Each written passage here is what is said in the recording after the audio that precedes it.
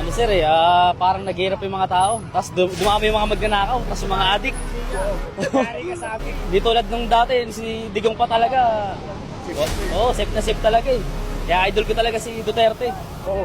Kayo bilang ang truck driver, minsan pa sa gabi natatakot yung bumiyahe. Oo sir, kasi maraming na nanakawan ng motor. Tapos maraming na-hold up ba? Oo. Pero yung sa time ni Duterte, Sa time dito tayo, wala naman. Talagang takot lahat yung mga pasaway. Pasaway na adik. Kaya yung mga... Ngayon, parang ewan ko ba kay kay BBM. anong palawagan mo sa kanya? Eh, nakikinig siya ngayon. Sir, sana yung mga sir, gawin mo yung mga tungkulin mo. Pinangako mo nung kampanya mo pa.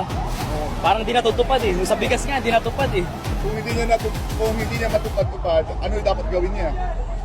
Dapat gawin niya na lang na O kung hindi niya matupad talaga, anong palawagan mo sa kanya? Bumaba na lang ba siya? Mag-resign? Ano ba?